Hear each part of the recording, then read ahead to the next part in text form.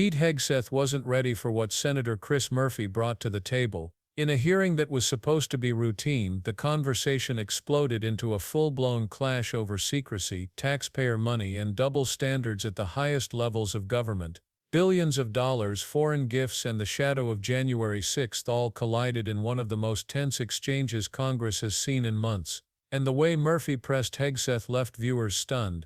From the very beginning, Murphy wasted no time cutting straight to the heart of the issue. He asked a simple question about the mysterious plane gifted from Qatar. Was there a signed agreement with the Qatari government?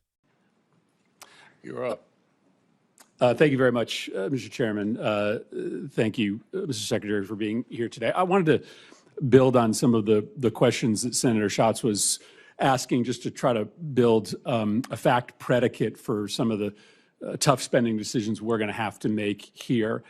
Just to confirm, I heard you say with respect to the gift of the plane from Qatar that we do not yet have a signed MOU with the government of Qatar. Is that right? Correct. We're in the process of working through that. And did you also say we don't have a signed contract with the company that is going to do the work? Or did you say that we have a contract, you're just not willing to disclose the terms? The terms should not be disclosed of anything related to an aircraft of this type. So in 2018, when the contract was signed with Boeing to do the upgrades or the new contracts for Air Force One, the terms of that contract were disclosed. They were made public. In fact, it was the Trump administration that issued a press release giving the total as $3.9 billion. Are you saying this time around, even after you sign the contract, you're not going to make public any of the terms of the contract? I wasn't involved in that previous administration decision, but we're happy to take a look. The Air Force testified before the House that that contract would likely deliver the new Air Force Ones by the 2028 timeframe. It doesn't stand to reason that you will be able to retrofit the plane from Qatar much sooner than 2028. So I'm trying to understand what the gap is that we're trying to fill. If this contract ends up being $500 million and the gap only ends up being 6 months, that doesn't sound like a wise investment for this committee to make. Senator, I would defer to the expertise of the Air Force as far as timing of modifications and when that would happen, but there's also been delay after delay after delay on the Boeing side, so I don't know that's a firm fixed date yet, unfortunately, can be counted on. So obviously the underlying question here is what is going to happen to the plane at the end of Trump's presidency. The president said on May 12th that this plane would be transferred to his presidential library at the end of his term. Is that your understanding of what is going to happen to this plane? The president said that. That's my understanding, although I would look at what comes out in the MOU. But why would we ask the American taxpayer to spend upwards of $1 billion on a plane that would then only be used for a handful of months and then transferred directly to the president? That doesn't sound like a wise use of taxpayer dollars. A lot of the capabilities, as you know, Senator, of that particular platform are and should remain classified. So there are reasons why you might modify, even for a short period of time, an aircraft to ensure the safety and security of the President of the United States. But when do you believe that those upgrades would be made? How long would the president have it before it got transferred to his personal possession? That would be a determination of the Air Force that would take hold of it and make those modifications within whatever time window they believe gets it to the place where it need to be.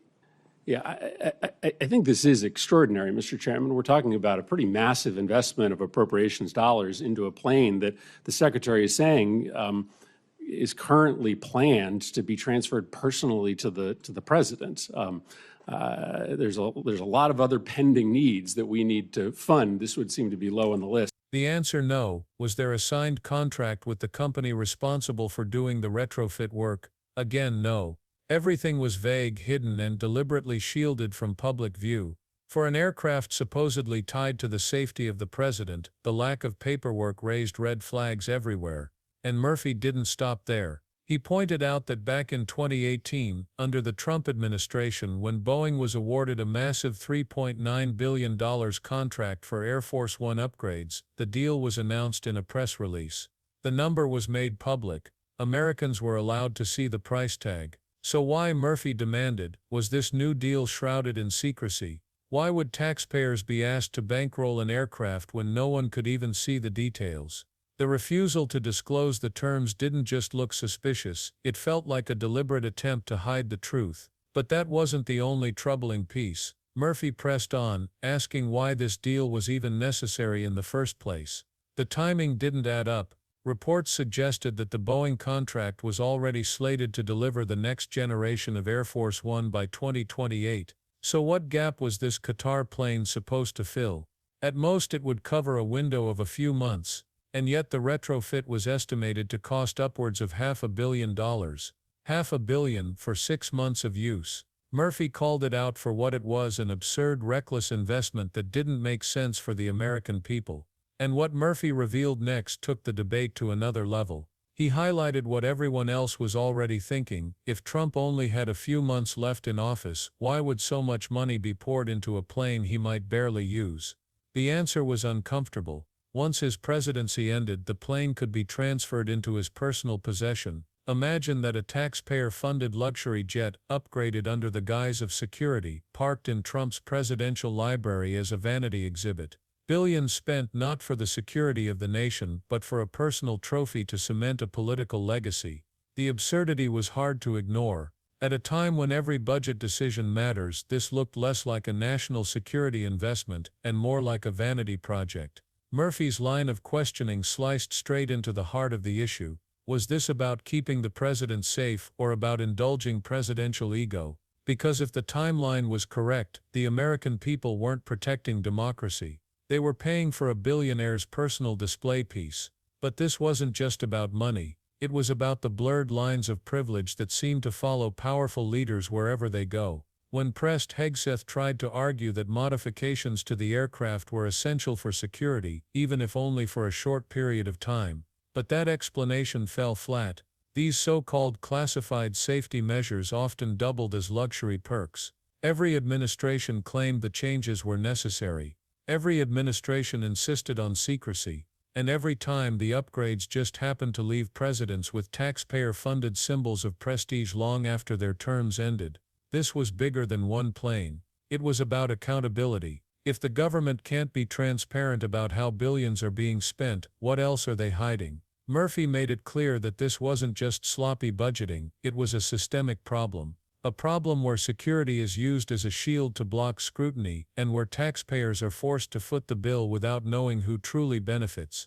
And when the questioning shifted toward priorities, things got explosive. Murphy reminded the room that the country was facing real crises: public safety challenges, underfunded communities, struggling families. And yet billions of dollars were being diverted to retrofit a luxury aircraft that might barely serve its supposed purpose. This should be low on the list, Murphy said, his voice dripping with frustration. Because the truth was obvious: while ordinary Americans were fighting to make ends meet, Washington was burning cash on a presidential plaything. And then came the most cutting exchange of the hearing. Murphy pivoted to something much deeper than planes or budgets. He raised the double standards that Americans had seen play out in real time. When peaceful protesters called for justice, they were met with overwhelming force, tear gas, and arrests. But when violent rioters stormed the Capitol on January 6, many of them walked away with pardons or leniency. Even worse, some were hailed as patriots. And now the same administration was pushing to pour billions into its own luxuries, while ordinary citizens were punished for demanding accountability. The hypocrisy was jarring. Unlimited funds for presidential perks, selective mercy for violent allies, brutal crackdowns on critics. Murphy's questions exposed the government's twisted priorities for everyone to see. But even when pressed on the Capitol attack, Hegseth's answers raised more questions than they solved. Murphy asked him directly, did he support the decision to deploy the National Guard to defend Congress on January 6? Hegseth hesitated, dodged, and finally claimed he only supported Trump's request, not Congress's protection, not the defense of lawmakers under attack, just Trump. The contradiction couldn't be clearer. The same man who deployed forces to protect ICE agents in Los Angeles refused to defend the seat of democracy itself. It was an answer that exposed everything Murphy had been driving at: loyalty to power over loyalty to principle, protection for privilege, not for the people. And once again the taxpayers were the ones funding the entire charade. By the end of the exchange the picture was undeniable. Washington's spending priorities weren't about protecting the nation. They were about protecting egos, shielding allies, and covering tracks. Billions disappeared into classified contracts and retrofitted jets while Americans were left with scraps. And the same leaders who failed to defend democracy on January 6 now wanted credit for calling in reinforcements after the damage was already done. Senator Murphy's questioning didn't just reveal inconsistencies, it exposed a system rigged against accountability, a government that spends without oversight, a leadership that rewards loyalty, not integrity, and a defense policy that looks more like damage control than real protection. So the question remains, are taxpayer dollars being used to protect democracy or to protect privilege? That's what Americans were left asking after this hearing. And if you thought this was controversial, just wait until you see what happened in the next hearing. It makes this clash look tame. Don't forget to like, share, and subscribe for more deep dives into the stories Washington doesn't want you to hear.